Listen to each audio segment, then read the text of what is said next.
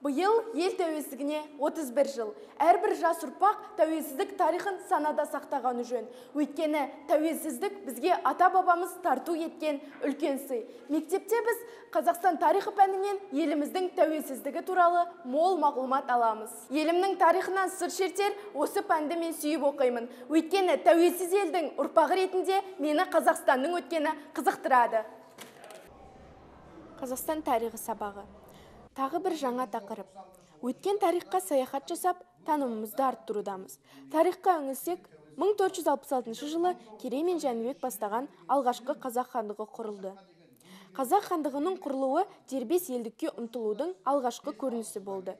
Жоңғар шапқыншылығы, отарлау жүйесі, Алаш ордашылар идеясы барлығы егемен ел болу жолындағы тарих белестері.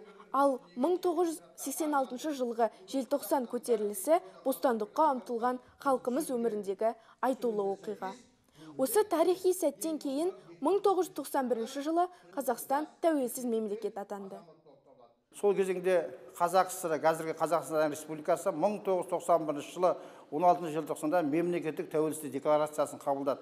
Сол күннен бастап қазақ елінің тарихында тәуелсіздік тарихы жазыла бастады. Қазақстан орталық Азияда орналасқан өзіндік ұстанған бағыты бар тәуелсіз мемлекет ретінде әлем картасында пайда болды. Қазіргі таңда Қазақстанда басты күші оның аймақтарының дамуында болып табылады. Сонда аймақтарының өңірлерінің бірі біздің туған жеріміз Қызылорда облысы болып табылады. Қызылорда облысы да Қазақстанның экономикасының, әлеуетінің дамуына өз үлесін қосып жатқан іргелі, болашағы жарқын, инновациялық индустриялық бағытта дамып жатқан өңір ретінде белгілі деп ойлаймын. Я, 2 ғасырдан астам тарихы бар қасиетті мекен жайлы біліп өсу мен үшін үлкен парыз. Қазір сыр елі дамудың дары жолына түскен қасиетті өлке. Жаңа ғимараттар, әсем үйлер қаланың көркіне көрік қосып келеді. Бүгінге масаттанып, өткенді ұмыт қалдырмау қажет. Қызылорда тарихында оның атауы бірнеше рет өзгергенін де айта кеткеніміз жөн. 1918 жылы қала Ақмешіт аталса, онан соң Перовск болып өзгерген. 1925 жылдан бастап Қызылорда деп аталып, 1929 жылға дейін Қазақстанның астанасы болды. Ал 1938 жылы Қызылорда облысы құрылған. Облыстық тарихи өлкетану мұражайындағы мына жәдігерлер өткен күннің белгісіндей.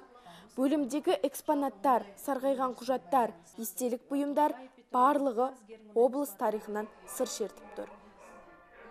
Қазіргі таңда Қызылорда облыстық тарихи өлкетану музейінің қорында 65 мыңға жуық экспонат сақтаулы. Соның ішінде 6 мыңға жуық экспонат 11 облыстық музейдің 11 залға орналастырылған. Сыр елінің өткені мен бүгінгісін жалғап отырған үлкен мекеме осы Қызылорда облыстық тарихи өлкетану музейінің барлық экспозициялық залдарынан сыр өлкесінің тарихын түгел білуге болады. Алаш ардақтысы Міржақып Дулатұлы. Бір ел өзінің тарихын ұмытса, бір ел өзінің тарихын жоғалтса, өзі де жоғалуға ыңғайы болып тұрады деген. Ендеше еліміздің тарихын құрметтеу, қадірлеу барлығы жас ұрпақтың біздің қолымызда. Жансая Оналова, Нұржан Музарапшин, арнайы мен репортермін байқауы үшін.